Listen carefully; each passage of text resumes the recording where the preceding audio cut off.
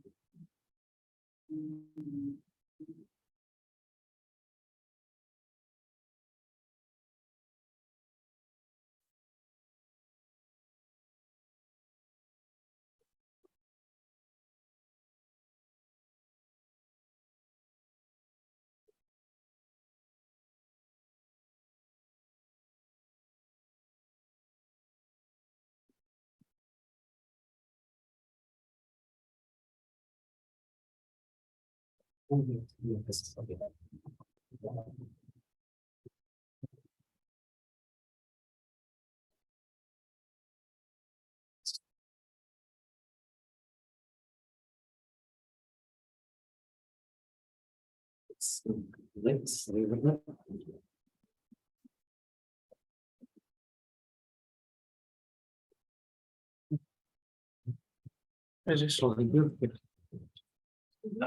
Like I say, I have to leave because I was gonna go to the career fair real quick. Oh, yeah. But is there any like big announcements? Yeah. Yeah, you gotta go now, right away. I can wait. Yeah, 5 minutes. I think it will be important for Yeah. the exam.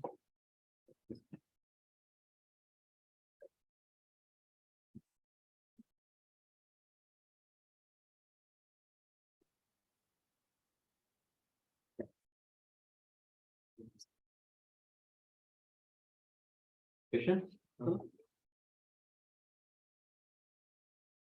So, math with B. So, for that we have an exam on Thursday.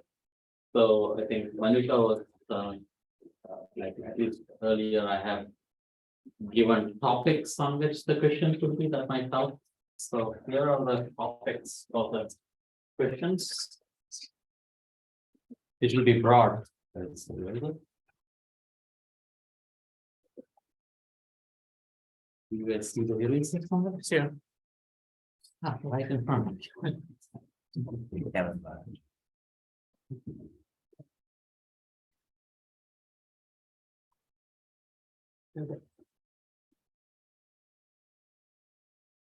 So first of all, homework. On 5 articles. Due date is February 23, that's a Thursday. But that is primarily so that the content of the homework is important for the exam. But you can submit it. Submission by Tuesday is okay. So that you don't have to work on writing them, so I'm just taking away that pressure. But the content is important. So try to finish that homework, it will only help you. So that's first point. We have a midterm exam on Thursday. It will be 1 hour and 15 minutes, so basically 75-minute exam. I should have given you the option that we could have it in the evening. I sometimes give that option, but now it's too late for that. So we'll have a 75-minute exam, which is during this past period. So questions, there's going to be 5 questions apparently. This is tentative, okay, but mostly I'll try to stick to this. Tentative topics. Tentative means I have the room to change it, but this is a guideline. Okay. So reasonably specific. So this will be first will be on index and dyadic notation.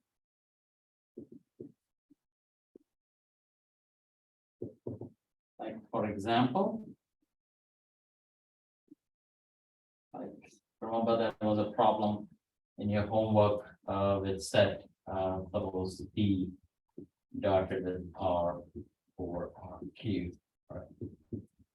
This was given to be some A plus B, I think. So A times P plus B times R and find A and B. So remember that. So this is not the problem, but something along that line. That's an example, right? So that should, but technically anything on index and dyadic notation that we have talked about. Right?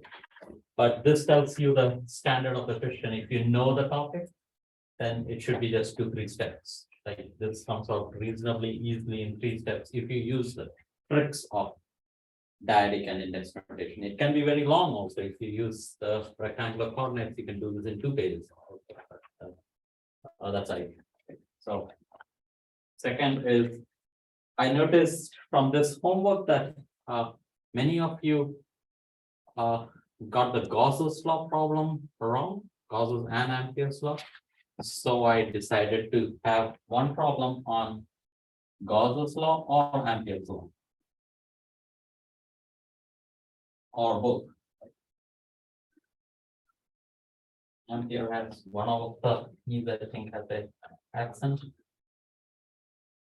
Anything on Gauss's and Ampere law, relatively straightforward, that can be done in 10 minutes, let's say, but technically anything on Gauss's law. So that makes it hard, I know, but then it's a relatively simpler topic or undergraduate topic. So have that again, just to make sure that you guys try to get the stuff. Then on stress on parallel plate configuration.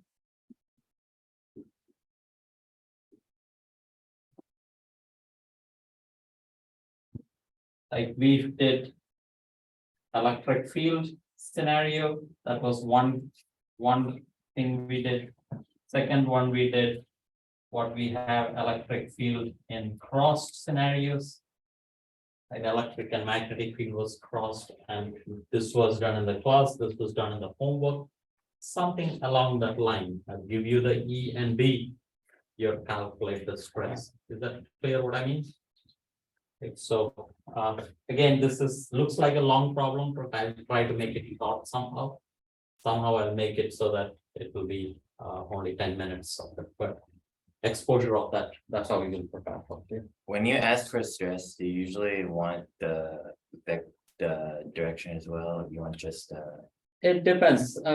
In principle, direction as well, but in the calculation that I have been doing, especially when it comes to sphere, you would just dot it with the dotted with the, yeah, but with the directions it's good. In parallel plate, there is not much of an issue there. But when it comes to sphere, if you don't take the dot product and you do the integration before, then it averages out to 0. So that's why you first take the dot product and then do the integral. So that's why I try to do it that way. But something related to that, I don't think I will ask the whole thing because it's a relatively long problem, so it can take some time. So some pieces out of it. So it will be a short piece out of it, and I haven't built that yet, but something along that line. Then fourth one will be what is this? Trace. Trace of dyadic quantities. I chose this problem based on the mistakes you made in your homework. So many of you had, noticed they struggled with the trace of dyadic quantities. So I'll ask something on that. Is that clear what I mean? So fifth one, this is going to be hard. This is like Gauss law. Like I haven't specified this clearly, right? This is the whole topic. So the last one is similar to that. So Lorentz transformation, anything on it.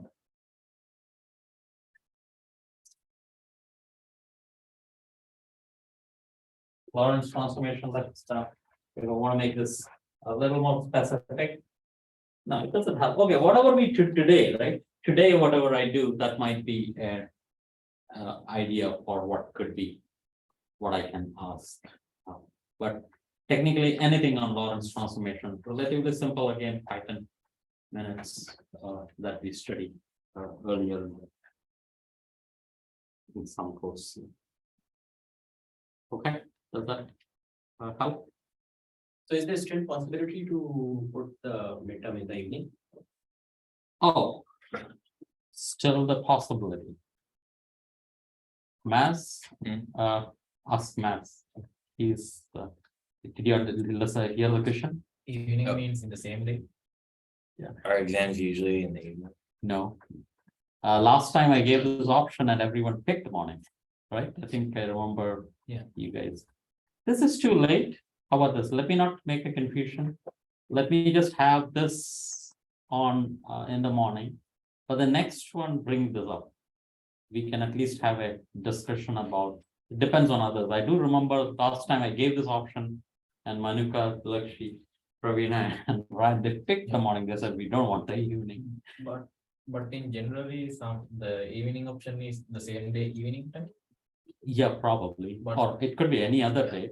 We both can because we have like that 4 to 5:15. Yeah, so that really, What time? you- so that immediately rules it out. It has to be possible for everyone, there should be no disadvantage to anyone. Even one person says there is a tiny disadvantage, I cannot do it. Right, so I would say talk among yourself and don't bully each other. I don't have anything in the evening, so. Yeah, but this one, let's leave it alone. Okay, if you don't mind. I mean, I think at this last moment, it always leads to. Oh, I prefer it. Like I bring this discussion up, but I could. And I will share with you a cheat sheet either today or Oh, tomorrow. yeah, that's a To see cheat if sheet you also, like right? it or not. Circulate it between Yeah. all of us, like in that email, whatever you send. have Well, I'm them- I'll talk with them first to see if they have any. Yeah, but is it recommendation. possible to copy them all so that the correspondence is very transparent, Oh, yeah, right? I think in that detour, probably you can send to everyone. Is that not a possibility? I know for TAs, I don't know if students. Students cannot do that? Maybe, Okay, Okay. maybe you can send it to me and then I'll, if you don't mind, I'll return it back. Saying that this is the email like return it back in the sense, reply it back. okay, Right, so that should be fine, yeah. And yeah, okay, that also. Looking and yeah, that should be fine.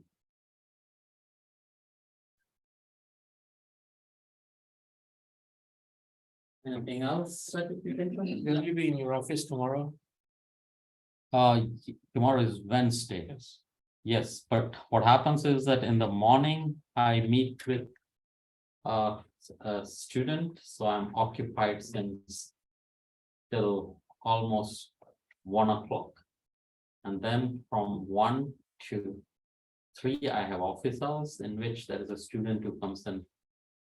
Pretty much works with me, so surely after 2 o'clock, I think the 2 to 3. 2 to 5, let's say, after that 4 to 5 again I have.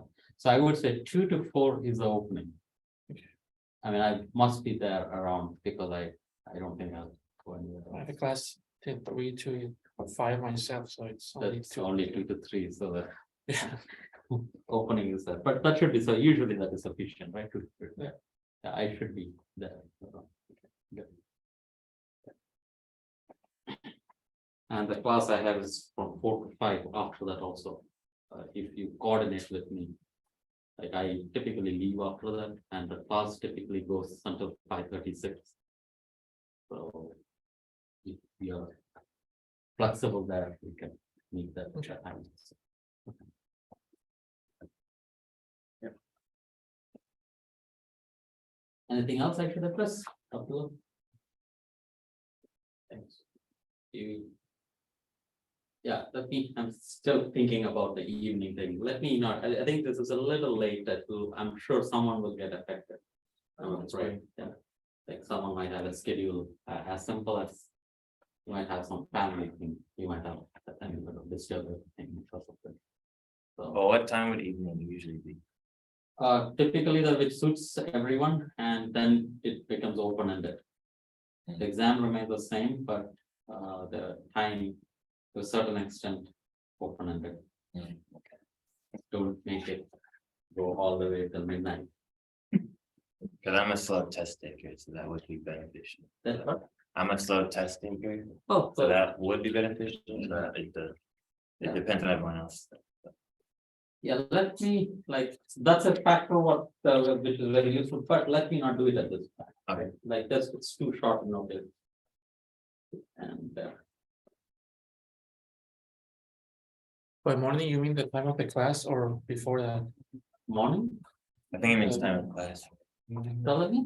You said morning, you said. No, evening, sir. No, when you say that the exam will be in the morning, you mean just during class? During class, Yeah. during class. Again, I think probably you're saying earlier, I have had situations where students were free earlier before the exam.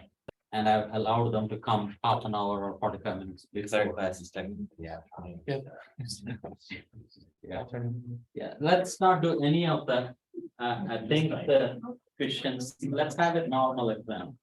A kind of a time bound exam.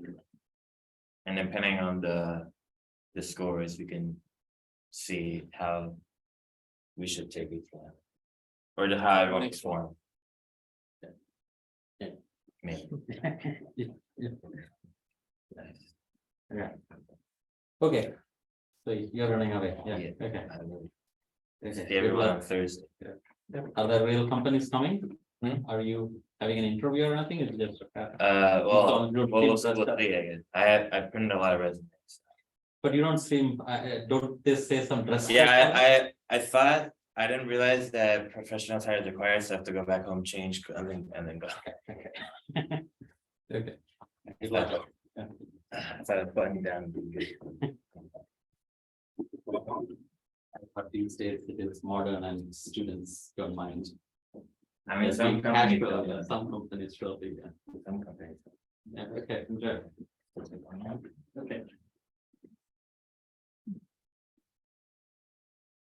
Okay, so we talked about Lorentz transformations, and today we want to really see the part of Lorentz transformation, the feature. There are lots of implications of Lorentz transformation, like common ones are length contraction, time dilation. What else? Maybe list them. Can I for a moment go this side? So that is length contraction. These are our implications of Lorentz transformation.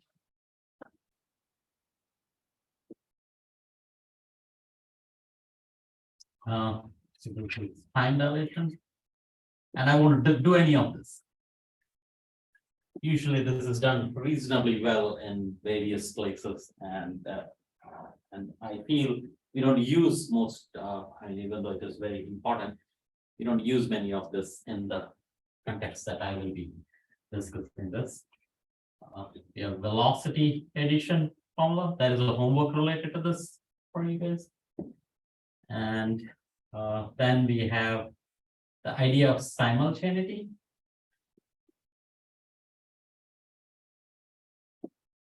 By simultaneity, we mean if we have to meet somewhere, suppose I have to, so there is an exam we have at what does simultaneity mean? In the same. Parallel. At something that happens at the same time, like let us say. We are taking an exam here. Let's say on Thursday at 9:30 a. No, 9:30, right? No, 12:30 PM. So all of us who are all sitting at different points in space. Dilakshi is sitting at a different place than me. We all have to converge to the same point, at least close enough point at the same time. Right. Now, that's a concept of simultaneity. That means something is happening at the same time.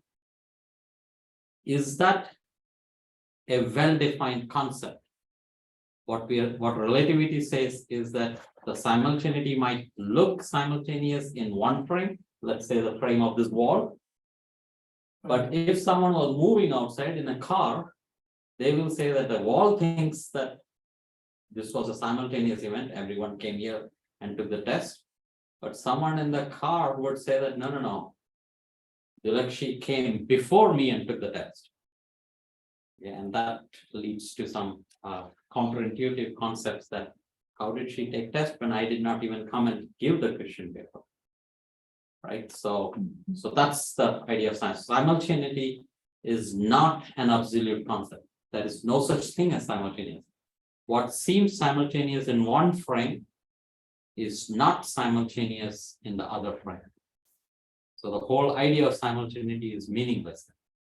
Like anything that two frames don't agree on is meaningless. Like by meaningless, I mean there is no point in talking about it because they won't agree. Right? So why use that? So then we have to come up with invariant concepts that something can be compared with. Okay, so I won't discuss this in detail, but maybe here and there I'll mention it and bring it back. Or probably today I'll talk about a space-time diagram where it will be geometrically very clear what I mean. What else can you think of? Let's see. Yeah, simultaneity is the most important thing as well. Yeah, world line, right? So the world line of objects or particles or objects. So maybe these two I will do, but these three, the expectation is that you have seen this before. So I'll do these ideas. Okay. So let's go back to Lorentz transformation or rotation. Let us begin with rotations. And rotations has the idea that x prime, y prime, there's two dimensions rotations, cosine theta, sine theta minus sine theta, cosine theta. That's times x times y is the rotation transformation. If x prime, y prime transforms like this, displacements also transform the same way. So yeah, let me keep it as such. And it is easy to show that x prime square plus y prime square is equal to x square plus y square. Okay. How does this look like if I have an x and y? So let's say you have an xy plane, let's say. And xy coordinate is somewhere here. So let's say for reference, I have a circle. And this could be my y. When I say that this remains the same quantity, this length associated with x square plus y square, it is typically, if you think of a circle, it's the radius r of this vector. So that r remains the same. which means that after transforming, what I'm getting is, this could be my x prime, y prime.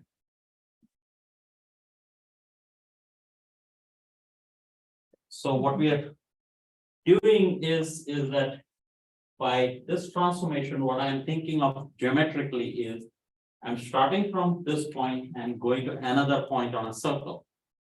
So any of those transitions is what rotations means, or which is what the rotation transformation means. Every angle theta will take xy to somewhere on the circle.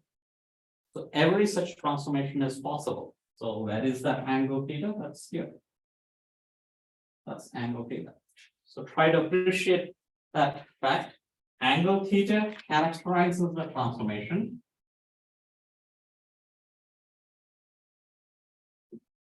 Comprises the transformation. And this is what it acts on. So given an xy, there are how many transformations I can do? It seems like I can do any angle between 0 and 2 pi. And the point goes to this way, and what remains invariant is not x and y. You will never match x and x prime, right? That's not a, we very clearly understand that you don't compare the shadow, like component or projection is a shadow, right? If there is a sun above you, and this is a classic story of Plato's cave. I think, have you guys heard of this? So let us say that is a cave where, let's try to explain this. So this is a closed structure, right? So this is, and there is sun here. And there are people down here. There is a civilization where this wall is significantly high that you cannot cross the world. And all these people are facing the wall, so they are facing the wall. Right. So you cannot see the world outside. The only thing you see is that suppose there is a bird that flew by down here. They don't see the bird. What they see is a shadow move around here. Right, so their view of that world is controlled by what they see as a shadow. And they make perceptions of what they are seeing. Right. And that's how we should see as somewhere where the components are being talked about. You never talk in terms of component because it doesn't give you a true representation of. Like if I were to say that my shadow here versus someone else's shadow there, it depends on how you're standing. But shadow is not a good representation. The length of the person is not decided by the shadow. In the evening, my shadow will be longer than someone else standing by me who is taller than me. Right? I can always stand in such a way that my shadow is longer. So you don't use the shadow as a way of interpreting what the length is. Similarly, in rotational transformation, you don't work in terms of x and y components. So when you're here, like the x component of this is smaller than the x component of this, but they are the same length. Like if you start from the origin, they are of the same length. Right? That's the idea we want to take to Lorentz transformation, where you don't talk in terms of time. You don't talk in terms of position because it will lead to they won't match. Like length contracts, time dilates, all that is because you're checking or comparing components. So the idea here is rotation is much simpler, it's much more intuitive. I'm emphasizing that this is the length that remains invariant. And all the angles here represents the transformations. And that's the new quantity. Right? And again, the length remains the same. Components will change. Okay, any questions on that? Any comments on that? So now I'm going to try to do the same thing in Lorentz transformation, and it is much more richer, but the ideas are going to remain the same. Before that, I should also say, I can take a differential of this quantity. This also is true, right? Dx prime, dy prime, a small differential element, also transforms like a vector.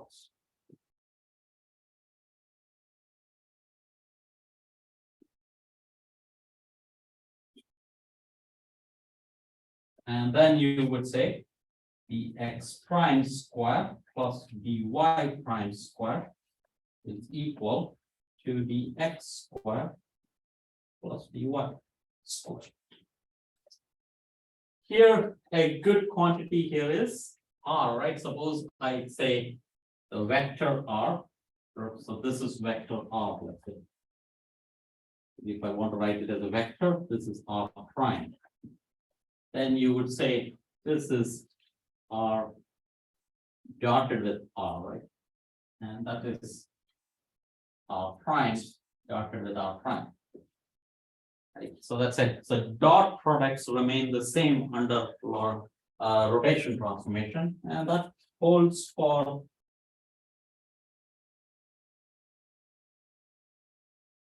differential quantities also.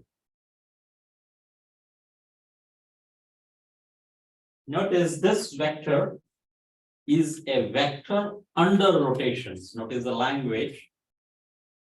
This R is a vector under rotations. In fact, what is a vector? A vector is any set of two quantities in this context, any set of two quantities that has the same transformation. It doesn't have to be position alone. Any set of two objects that transform like this is what is a vector under rotations. So rotation plays a role in what you call a vector. We will next call what is a vector under Lorentz transformation. So that will be our jump. Yes. It does not have to be length, it can be any. It could be anything. Yes, exactly. Any, for example, force. Like force has three components, that's a vector. It will have the same transformation. Anything that transforms like this, for example, velocity, right? If I take a derivative on both sides, I get v prime, vx prime, vy prime, if it has the same transformation, that's a vector. Vx, vy. And in this case, this can be derived because take the time derivative here and time derivative there, it comes out. So this is vx prime square plus vy prime square. So that's a statement of the definition of a vector is any two objects that transform by this transformation in a continuous manner for all angle theta. Now let's keep that there. Go here. Oh, quiz. What is this called? Is there a name for this stuff? Letters cave. Letters cave, I think. Yeah. Tortoise. Oh, no, I think so, but I might be wrong. I think that is a word, a technical or history, or I think it is in philosophy or sociology. I don't know where this becomes a very good description, and there is a technical word for that, where the intuition based on this kind of interpretation. So look it up. It's kind of nice if you like. There is a lot of philosophy associated with relativity also. So good one. So let's look it up. It should be interesting.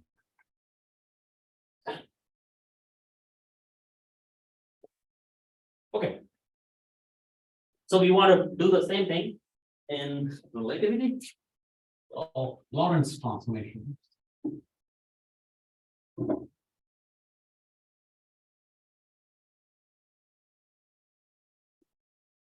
Lorentz transformation is Excuse me. Yeah. Yes. The velocity transformation, then, so it is also we consider as a circle. Yes, it will also be a circle. Like if you were to have Vx and Vy, it will also be a circle.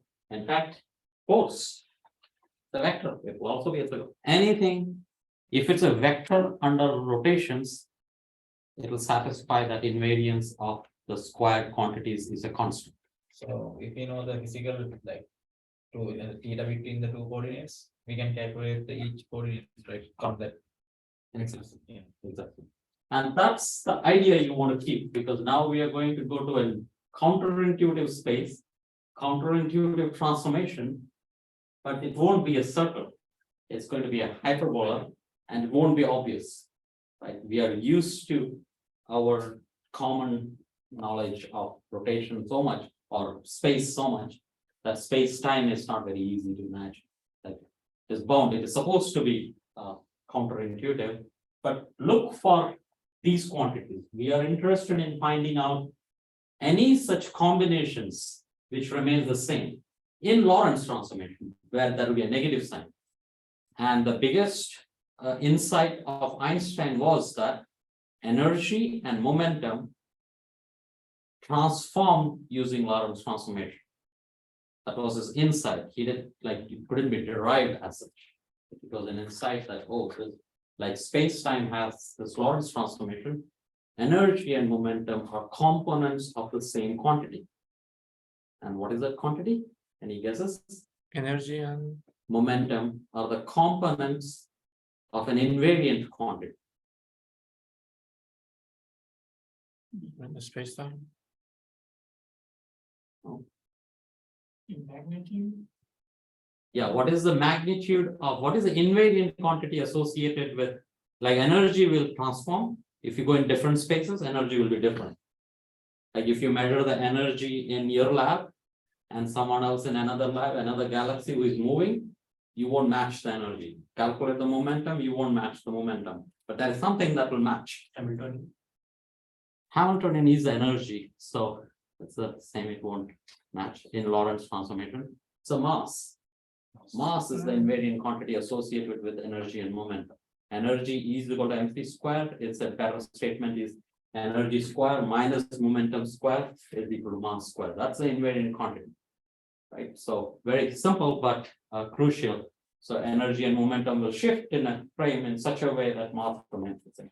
Okay, so we'll come to that. That will be our that will be where we really start using these features. Okay, so our transformation is just this C times T is equal to 9. Now this is gamma and beta gamma and beta gamma and gamma. Right. And C and CT. Here, an important relation that decided this identity was cosine square theta plus sine square theta is equal to 1. Right? That played an important role here. If you want to derive this, right? If you basically how I got this was just substitute this in x prime and use cosine square theta plus sine square theta is equal to 1. Here, what plays an important role is gamma square minus beta square. Gamma square, how much is that equal to? If beta was equal to v over c, 1. That's equal to 1, right? 1 over 1 minus beta square. That's equal to 1. So that's an analog of the cosine square theta plus sine square theta, but notice the minus sign. Right? That's a negative sign. This is the analog of cosine square theta plus sine square theta is equal to 1. This is cosine hyperbolic square theta minus sine hyperbolic square theta is equal to 1, where then the connection is tan hyperbolic theta is equal to v over c or v. That's just for an analogy. This is not necessary, right? But it's good to have whenever you think of circle as an important player in rotational transformation. It is hyperbolic circle if you want, in a sense, but in this sense that we are talking about. Okay. So again, you can show that z prime square minus c square t prime square is equal to z square minus c square t square. So that's an invariant. And now we want the same analogy there, right? So let's have. So this remains the same. Or let's say this is z, and that's c times t. And you want to ask, where are these points exactly like here, right? I start from a point, make a transformation, and I get back to the other quantity where are these points, on which curve is this? And it turns out that it is on a hyperbola, so this is the line z equal to ct. So that's your 45-degree lines. Right, this is z equal to ct, if this was equal to 0. This is z equal to minus ct. Right, that's the two extreme lines. And if this was a constant other than 0, if it was exactly 0, that's this extreme lines. But otherwise, this looks like a hyperbola. And in fact, there are 4 of them.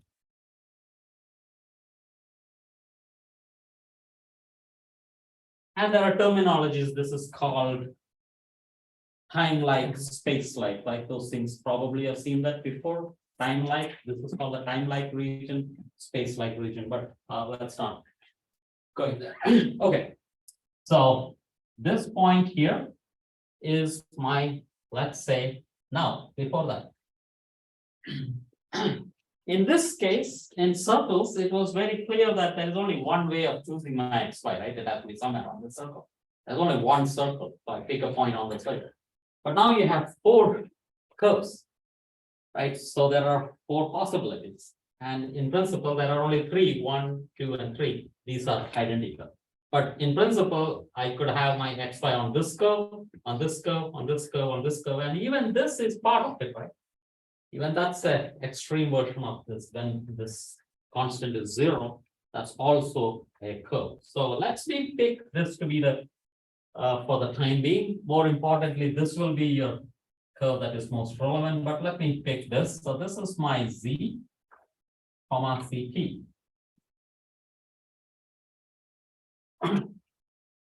And that's my first point, xy. If I pick my transformation beta and go to another one, this will remain invariant. So that's my z prime, ct prime. And the connection between them, if you want, like, imagine it like this, that's a vector. The length of this vector in this sense, the minus, the length, think of a length which is x squared minus y squared. This remains the same for these 2 points. That's what it means. For this point, z square minus c square t square is the same as this quantity, even though both have increased, but geometrically the length calculated using x square minus y square, right? Minus remains exactly the same. The connection here, think of an angle. This is not the angle the way we imagine. Like in 2 dimensions, we have a very specific idea of an angle, right? It is A dotted with B, right? Cosine theta. That's not what it is. But in this new respect, if you want to think of it as an angle, that's your beta. Like, don't even think of it as an angle. What I can say is that this transformation is controlled by beta. Short from ZT, make a transformation of beta, come to z prime ct prime. For every beta, there is a point on this curve. So beta can be anything between 1 and 0. Right? Let's say beta is, let's put it equal to 1 also. Why is it only beta? Because gamma is decided by beta. Gamma is not independent, right? What's the question? Oh, okay. But here the angle of theta, right? Yeah. Give me a theta, and I'll give you every point here. And then you decide that what are the possible thetas? Theta is 0 to 2 pi, right? So here it is beta. So if I go a little faster, I'll reach here. Faster, I'll reach here. And if you go very fast, you'll go. I mean, in principle, it is not really equal. Right? That's a completely different entity. Beta equal to 1 is allowed, but then it has to be alike, right? It is on the z equal to ct line. Okay. So every point here is reached using that. Okay, is that clear? Any questions on the analogy between that? Okay. Now, Different points in the each one of the lines has the same velocity or is different velocity? it's not a velocity. Now, this length, the Lorentz length, of this quantity is the same as the Lorentz length of this quantity. So if I match this, if I measure this, this is a physical quantity, right? So let's say S squared. Right? This will remain the same between every observer. That's a good quantity to measure. But remember, this doesn't have to be space-time. A Lorentz vector is any two quantities. Any two quantities. So think of it, energy and momentum, right? So momentum P, let's say one dimension. So this is P and energy. What's wrong in thinking of this as energy and momentum? Notice there was a speed C, a C sitting there, right? Why was that C necessary there? It's length. Yeah, because dimensionally speaking, a vector component should have the same length, right? So I wanted this to be a length. Like if this is a length, that also should be length. So if this is energy, that should also be energy. So which one, where should I put the C? P. Or P, P, C. right? Very good, right? So it is, the C goes there, that's just for dimensional reasons. And this comes out to be P prime C and E prime. That's also it turns out we will like this is almost a postulate. This is a postulate by Einstein. It will come out that this is momentum. We will do this in a much better way. But if this is true, we know that energy square P prime is correct. P prime C square minus E square is equal to P square minus E square. And that's not clear why I'm saying this, but this quantity, it turns out is mass square C raised to 4. I'll bring this up later. Why this is the case. The constant comes out like here, we will say some S square, right? There it was the length of that vector. Here it turns out to be the mass of the quantity. So any quantity, any two quantities are there. So here it's easiest to work in space and time, like that curves. But there is a similar curve for energy momentum, and they will remain the same. Okay, clear with me? So there's a lot of depth in there. So now I talked about simultaneity a little. So let's talk about simultaneity in this context. So that's here.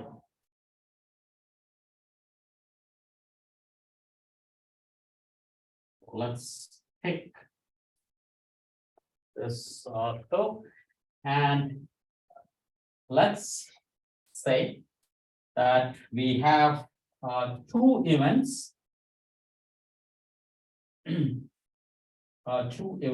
where so this is two events means T1 minus T2, or let's say two events, right? So event 1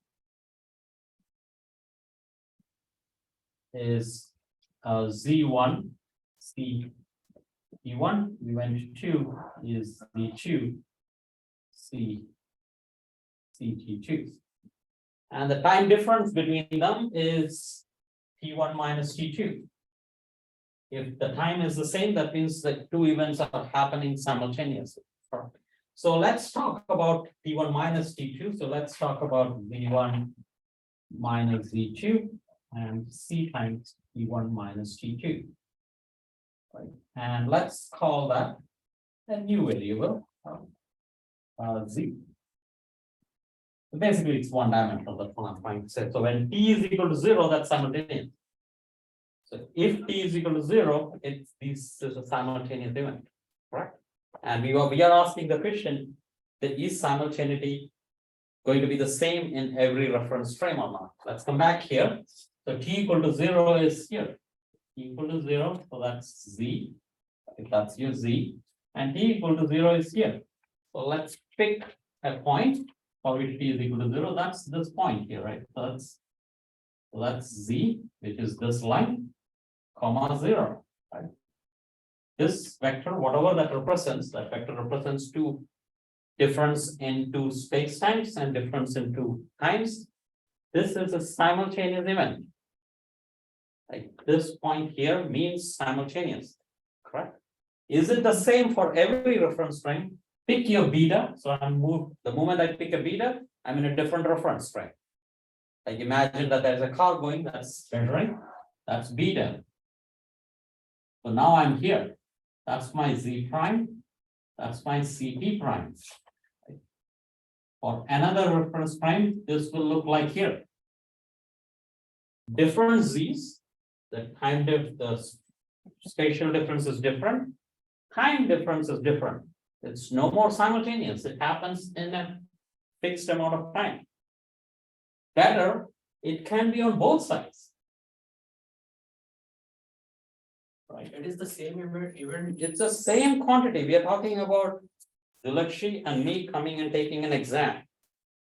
This reference frame, which is the reference frame of this classroom wall, according to that wall, Dilakshi came here at 9:30, I came at 9:30, I gave her the question paper, she started writing the exam. But according to this frame, I came first, Dilakshi came later, after 5 minutes, because that's a 5 minutes, and she started writing the exam. But the counterintuitive part is that according to this frame, Dilakshi came before I came. And she started writing the exam. Perfectly fine.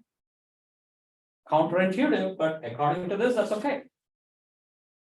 Very counterintuitive, but how can she get the question paper? Right, not from here at all. That's the second, I mean, that's the actual physical. So then we have to talk about how did the question paper go, all that is details of the problem. But here we are saying that particular point. Where is Dilakshi? Where am I? How does the time matter? That's okay. According to this curve and this mathematics, it's exactly like this. Is that clear?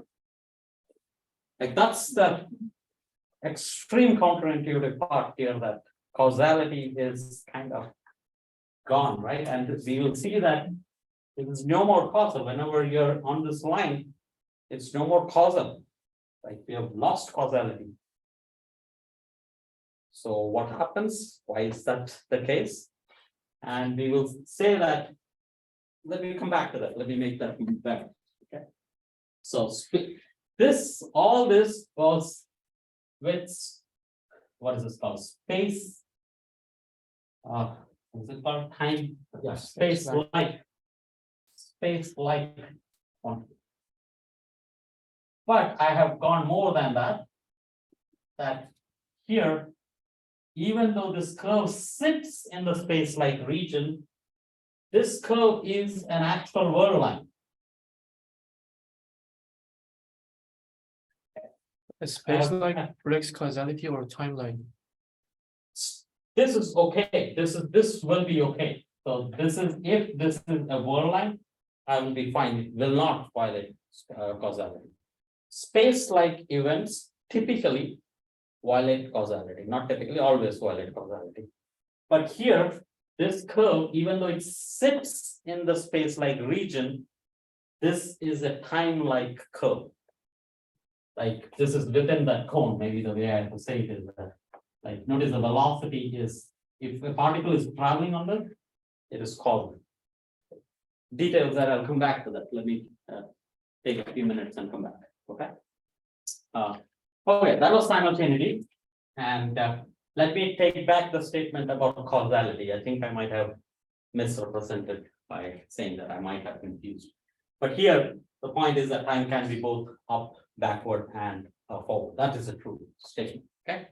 With me till now? Any questions? That should already be a lot of questions there. At least it should bother you. It bothers everyone.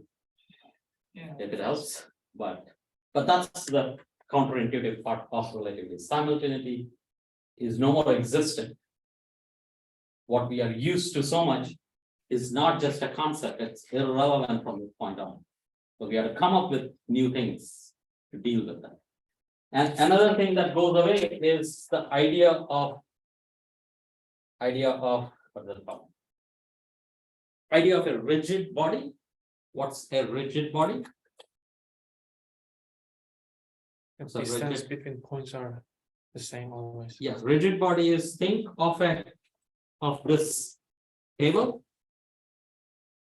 Every point with respect to the other, the length has to remain the same. You can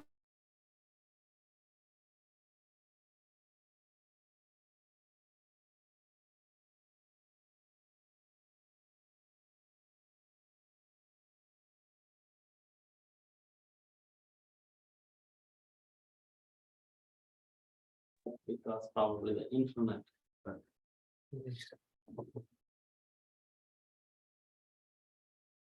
Are you there? Yeah. Yeah, yeah. Yeah, it's works.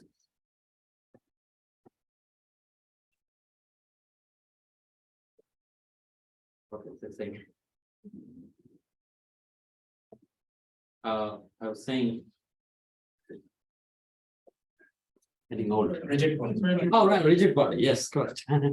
Yeah, so rigid body in classical mechanics has to, first we do, when we're doing classical mechanics, we talk about the point object moving. And then we want to talk about an object like our planet, like Earth as a whole going around the sun. But that's a very special object in the sense that relatively, the 2 points stay the same. Right? The whole object is moving, they can rotate around everything, but the motion of a rigid body is relatively speaking, they are the same. And we can find the center of mass, for example, of a rigid body. Right? That's the first common thing you do, that the center of mass will stay the same for a rigid body. Now, in special relativity, the idea of rigid body no more exists, which you can imagine because of the length contraction, different parts of the body or different frames behave differently. So most of the paradoxes that you will come about, right? The paradox that we talked about here, right? How can you take a question paper, exam before the question paper is provided to you? These are paradoxes, like which looks like a paradox, but when you can't do it, it should go away. Similarly, many of the paradoxes go away because you use the concept of rigid body. Like rigid, the expectation is that you might have heard of this problem that you throw a brick into a wall, the length, or it's called a barn paradox. Like, let me put it this way. Let's say this is a garage, let's say, right? Your garage in the house, let's say, and that's your car. Right? That's your car, and the way you design your garage door in the following way. You say that I'm going to move at velocity v, or let's say your garage is smaller than your car, right? So you get creative and you say that, okay, my garage is smaller. So what I'm going to do is I'll park my car while I'm moving, right? So I'm driving this car. That means that the garage is moving towards me. It's not me that is moving. It's all relative. The garage is moving towards me. When the garage is moving, it is contracted. So not a good idea, right? I have to be in this frame. So let me be in this frame. According to me, my car is contracted, right? In the garage frame, the car has contracted. So when I'm moving, right when I reach here, I'll have a mechanism, right? I'll have a mechanism where the two doors come and shut, right? And let's say there is a sponge and other things you do to save your car. That's all technicalities, but you notice the point that according to the garage, the car is smaller. But according to the car, the garage is smaller. Right. According to the garage, car is smaller. But according to the car, this is moving in this direction, moving. So it is that one that is shortening. So which one is shortening actually? Like length contraction has this inbuilt paradox that who is actually contracting? Like between me and Abdullah, like if Abdullah is moving, he would say that, oh, I'm, if according to Abdullah, if there is a relative velocity, I have shortened, but according to me, Abdullah has shortened. So who has actually shortened, right? So then you come up with the idea that, oh, there is a rigid body, we are assuming all that you have to be careful with. Not saying that resolves everything, but you have to be careful with the idea that use rigid body, even length of extended object, is that even a well-defined concept or not, and relative. I'm just throwing away keywords there. I'm not really proving that. That is an involved problem as to how do you solve this issue, because it comes with the technicality that usually how do you really make this happen. One point that is kind of neat and can be resolved in a mathematical manner is the following, which I think I hint on in the homework? Probably, I don't know, maybe I remove that, okay. So here is another paradox, right? So this is a window. And this is a train, let's say, that's a train. Right, that's a window in the train, is that clear? So that's a train that is moving, and this is a window inside that train. And now, let's say you have a brick exactly of the same length, right? At least when they're at rest, they look exactly the same, right? So now you say that, okay, now there is a relative velocity. So you want to throw the brick and make it pass through the train. So that's the idea. So this is, let's say, V1, and that's V2. So two velocities come in picture. One is going horizontally and one is going vertically. And in the naive version of the problem, you would say, or the way the problem is stated, which is wrong, and is wrong in the sense that there is a catch in the way you're stating it, is that, okay, so now you're moving. So since this is moving, according to the rest frame, in the rest frame of the train, right?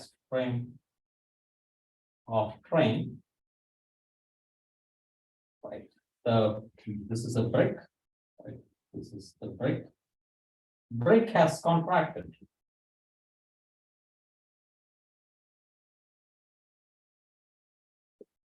Right, that's the first conclusion. So this is smaller. And if you throw it, it passes through, right? That's the conclusion. So passing through the train is a invariant quantity that should not change. You cannot have a system where in one frame it passes through, the other frame it comes and clashes. That's a paradox, right? Because whatever is happening should be, they can be seen differently, but a crash is pretty extreme version. You cannot say that in one case it is going through and in the other case it is not going through. It's like saying in one frame a person dies and in the other frame person lives. Right? Those are not, that's different conclusions, right? Even relatively, it won't work. So this is contracted, so it goes through, so passes through.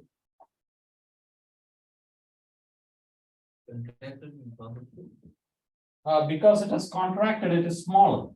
Right, since it is smaller, it can go through. It's not going to get hit by the sides. Is that clear? Right, and again, this is very qualitative, but this at least can be mathematically resolved, okay, in an easy manner. Now let's say the way it is phrased is, which is where the trick is, that in the say in the rest frame of brick, right? Rest frame of brick.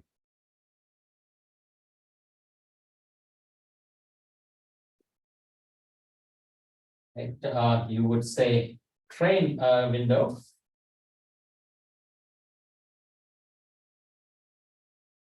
has contracted, and so it will crash. Or will it crash or not? Right, the way it is phrased is that, oh, that should crash, so that is a problem now. But the point is, the resolution here is that the point is one is moving with V1 and there is another velocity which is V2, which one would think that, oh, all the contractions typically happen in along the line of velocity, relative velocity. Here, the two relative velocity addition formulas, there are two in two different directions. And in the second problem of your homework, where you see Lorentz transformation do not commute, what that means is that, relatively speaking, this brick rotates. Lorentz, in simple ways, we say two velocities length contracts. Here, since the velocity is happening in two dimensions, this actually rotates. So relatively speaking, this brick actually rotates and then passes through. It is not actually physically rotating, it's just a reference frame. In one reference, according to the brick, this will actually rotate the whole thing and then go through. And whether you do the analysis in one or the other, in both cases, it will, if to begin with, it was one situation, it will go through.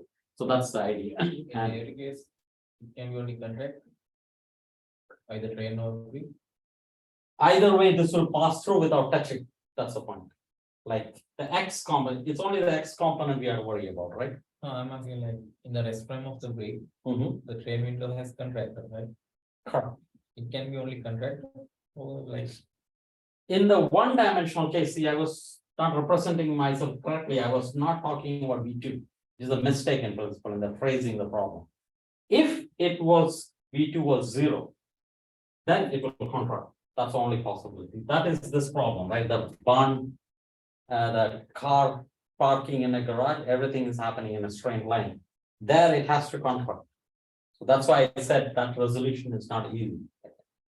So that might be a correct challenge there. So one has to be more careful in that. But in this case, it is only the X component that is contracting, yes, but it is not the typical standard velocity addition. Length contraction is different in 2 dimensions. So one has to be careful. There is a rotational transformation that comes in. So that's it. In your second problem, there is a hint to this, but I don't really put this all as a problem and try to solve it because it is too much to handle. But have the feeling that, or maybe the point is rotation. Maybe I can motivate this way. Time here. Okay, so rotations. Maybe you have seen this. This is a notebook, and I'm going to do 2 rotations to it. Okay, so try to have the reference. This is to my left, this protrusion, and this is the way it opens. So there is a top that is clear to this, right? I'm going to make 2 rotations from you. So this is a rotation, correct? Right, about the axis that is coming out towards you, that's 90-degree rotation. Remember this, 90 degrees about an axis coming out. Okay. And the second is going to be a rotation about my right hand pointing this way, right? So that's the rotation, right? By 90 degrees again, and it is going towards you by rotating, I mean, this way, correct? Now I'm going to do this in order. First, I do the first rotation, and then I do the second rotation. Okay, and then I change the order. So first I do this, and now I have to rotate about my right hand. That's this. Right. Now remember this position. The file is facing down, and this flip is towards me. Okay, let's try to all remember this. Right. Again, I bring it back here. Right. Now I'm going to do first rotation about this hand. That's this. Right. And the second rotation was what? About this point, right? So that's, yeah, so that's here, right? Clearly, it is nowhere like the earlier. This you say is the non-commutativity of rotational transformations. Okay. The order of rotations matter, right? Similarly, this is a Lorentz transformation in velocity. This is another Lorentz transformation in velocity. The order in which you do leads to different things. So the way the brake will look like, or the whole configuration will look like, depends on which order you're. Be careful. It doesn't mean that you cannot do it, but be careful. Like for example, this rotation, it's not that it's meaningless. You just have to take care of this rotation in the right order, and otherwise subtract it out and so on. Right. So if you do all that counterintuitive features in that comes out correct. That's a the rest frame of brick, like how can we be certain like it's going to turn?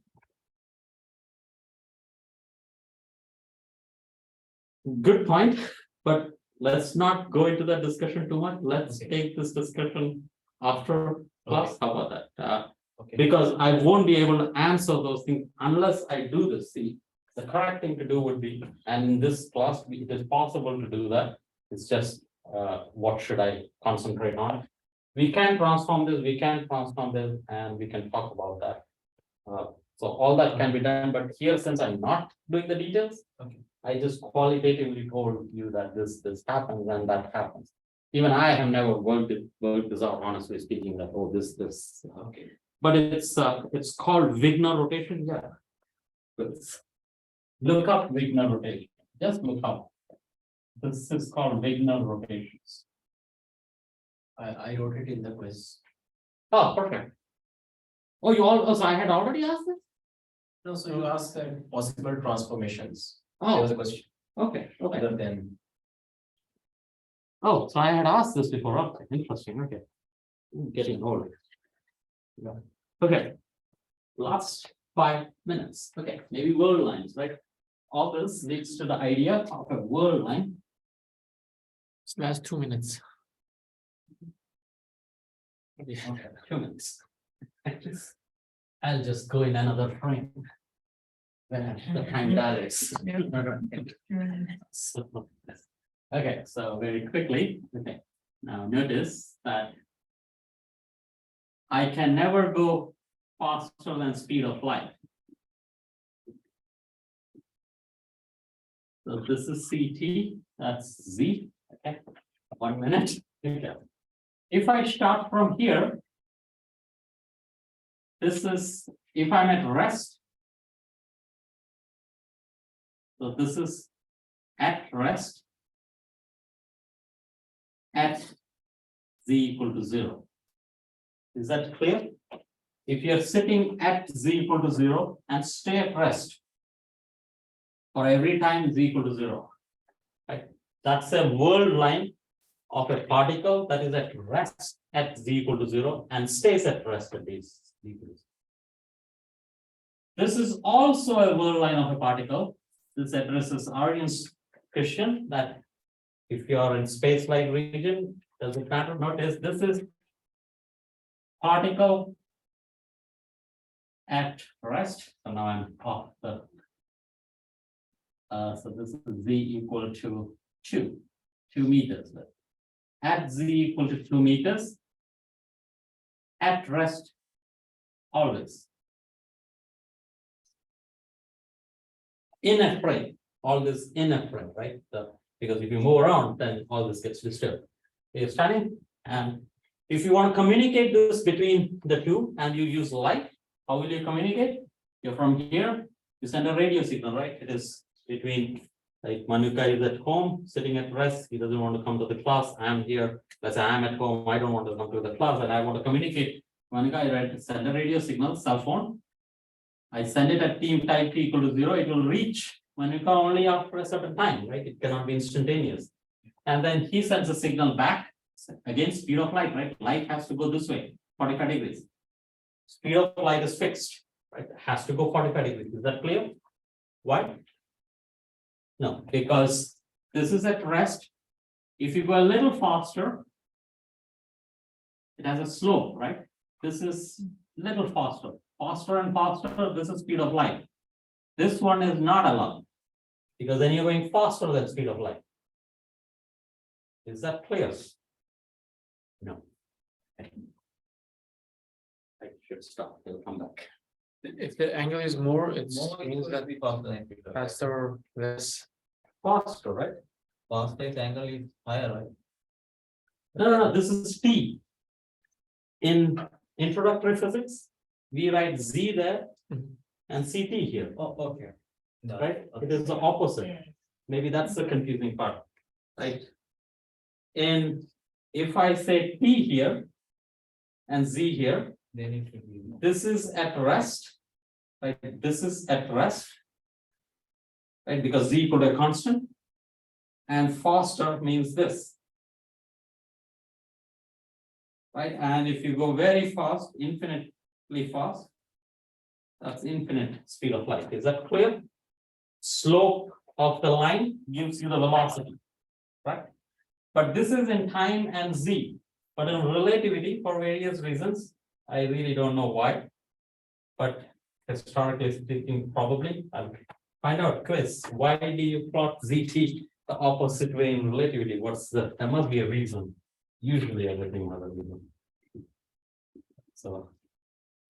And now, at rest means here, right? This is at rest. Anything here at rest. Correct? Anything horizontal is at velocity v equal to 0.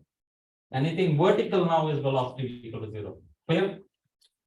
With me? If I have to go faster, I have to turn this way. This is velocity in one way, that's velocity in the other way. Right? So this is velocity. So this is a moving object, instantly moving object here. Is that clear? So for example, if I say there is a curve like this, at this point, draw a tangent. And that is the slope with respect to this line. Like tangent theta is a measure of, not really tangent theta. See, this is not a space. Yeah, but maybe tangent theta, maybe. It's tan hyperbolic theta, right? It's not, yeah, tan hyperbolic theta is equal to beta, right? Velocity. So it's not the standard slope that is coming in, it is the hyperbolic theta that is coming in. So be careful with that. So that's why it's counterintuitive in the sense you're not used to that. And I'm very, I took 4 minutes beyond this. And but my point was that as you get faster and faster, there's a maximum speed, that's the speed of light. When you're 45 degrees. Right. So a simple question I can ask in the exam is draw a curve and say is find the point at which you're going faster than speed of light. A hypothetical curve, you cannot physically go at that speed, right? So if something is going at faster than speed of light, then how will like a curve? I'll give you a curve and then ask you find the points where it is going. So that would be a simple problem. Faster or slower, and something like world lines. Look up world lines, and all the time you will see world lines passing through this point. Try to get away from there. That's my advice, because then you form stereotypical statements. You tend to be thinking that, oh, that is the only possibility. Go away from it and you will see, oh yeah, this is what it means. So that's my advice. Yeah. Like you can go outside, but that's okay. Okay, so that's fine. So something along that line I will ask. Seem reasonable? What are the other questions will be? Huh? What are the other questions? What are the other questions? Draw a world line of an object that is faster than speed of light. I have asked this before, that's why I'm asking. Because I was just looking at, I think that file I have, it made it available on the internet these days. If you go to my webpage and then click on research interests, there are some files there. And it is basically all the problems I have given forever. That's my file. So what I do is I go and look into that and see, what have I asked, and then change the problems a little bit. So I was today, because Manuka came and asked what are the questions we should study, but when I was thinking of that in the last 15 minutes, I just went and looked into the file. I did ask this question, what you're asking, that draw the world line of an object that is moving faster than speed of light, something along that line. Yeah, but that's all. So it's basically in this case, like z equal to 2 meters is a world line. that's a world line. Yes, that's a world line of an object. So it basically is always at z equal to b, right? That's a world line. This is a simple world line. So what is not a world line? What is not a world line? Good question. Yeah, what is not a world line? What world line? Good question. So let's say an object. We always talk about x equal to half at square, right? What does this represent? What does this represent? A position of a particle going with uniform acceleration, correct? So let's plot that here, and let's also make that it starts from z naught. It starts from here, correct? Z, so this is z, and that's t, right? And if you were to plot this, that's a parabola, right? And remember, speed of light, right? This is the tangent. So somewhere here it has crossed line, right? This is the speed of light. That's the reference. You cannot go faster than that. So which is understandable. If you are going with uniform acceleration, you will eventually accelerate so much that speed of light is crossed, right? So this solution is not relativistically allowed. Right? So this is not allowed. So then you can ask, where does this cross? Like at what time does this go faster than speed of light. Reasonable? If this is not allowed, we should ask. If a particle is going with uniform acceleration, first of all, what does it mean to say uniform acceleration in relativity? What is the curve that it will take? And we will address that within a week in this class. Right? We will talk about the relativistic generalization of uniform acceleration. It will come out to be a hyperbolic. So Here, the slope of this curve should be more than a more than parallel. speed of light. So what is not a whirl line? This is not a whirl line because it goes faster than speed of light. So All of them or until some point. until some, I mean, this is a whirl line of a particle. So this is not a whirl line because it crosses that, but you're correct that somewhere here, right, there is slope here somewhere that from here to here, it's allowed. Parabola. Par- After that, it's not. Yeah, as far as you kill the particle before that, right? Yeah, but yeah. But the axis are different, right? Because it is CT is only T. So Yeah, can- so we can- multiply and divide. Can we go like the speed of light lines in the normal axis? That's just a constant, right? I can multiply and divide. Okay, So that's, I mean, brought it without the C, yeah, I mean, that was just for dimensional reasons. otherwise we cannot put the speed of light. Yeah, so you have to introduce that C. Yeah.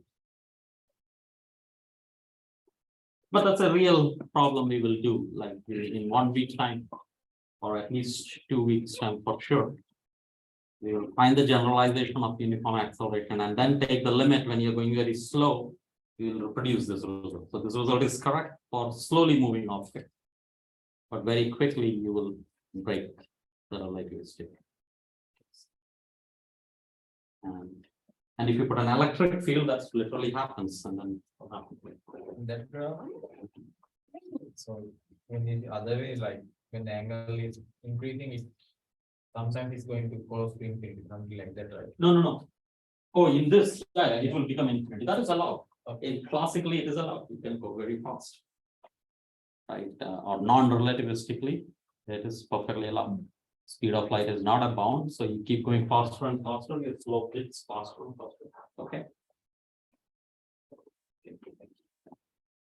Good, yeah, so think on those problems. Thank you.